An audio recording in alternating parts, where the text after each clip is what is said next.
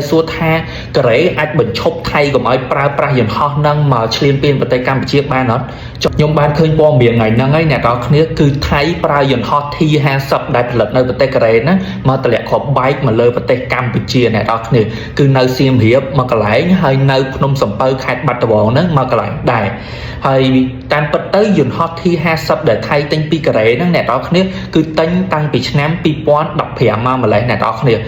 2015ទិញពីកូរ៉េ4គ្រឿង2017 8គ្រឿង2021 2គ្រឿងសរុបទាំងអស់គឺ14គ្រឿងអ្នកនរគ្នាហើយសួរថាកូរ៉េអាចបញ្ឈប់ថៃកុំឲ្យប្រើប្រាស់យន្តហោះនឹងមកឈ្លានពានប្រទេសកម្ពុជាបានអត់ចម្លើយគឺអត់ទេអ្នកនរគ្នាគឺអត់មានសិទ្ធិទេប៉ុន្តែកូរ៉េមានសិទ្ធិដាក់ទរណកម្មលើប្រទេសថៃអ្នកនរគ្នាប្រើយន្តហោះហ្នឹងឈ្លានពានទៅប្រទេសកម្ពុជាដាក់ទរណកម្មឬក៏មានសិទ្ធិអត់លក់យន្តហោះហ្នឹងឬអាវុធផ្សេងសភាវុធផ្សេងឲ្យប្រទេសថៃឬមួយវិញទៀតលក្ខណៈថាបើយន្តហោះនឹងខូចខាតឬត្រូវការគ្រឿងបន្លាស់អីអញ្ចឹងអ្នកនរគ្នាកូរ៉េមានសិទ្ធិអត់ធ្វើយន្តហោះនឹងឲ្យថៃអ្នកនរគ្នាអត់លក់គ្រឿងបន្លាស់អត់ជួសជុលយន្តហោះនឹងឲ្យថៃប៉ុន្តែ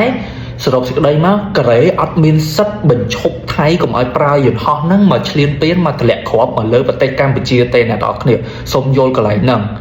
ហើយយន្តហោះហ្នឹងដូចខ្ញុំបញ្ជាក់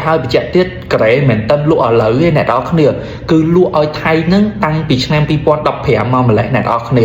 ហើយលក់ចុងក្រោយបំផុតហ្នឹងពីគ្រឿងហ្នឹងគឺតាំងពីឆ្នាំ2021មកម្លេះអញ្ចឹងសួរថាកូរ៉េខុសអត់ដែលលក់យន្តហោះឲ្យថៃគឺសូមអ្នកនរគ្នាគិតដោយខ្លួនឯងទៅខ្ញុំសូមអត់មានយោបល់អីទាំងអស់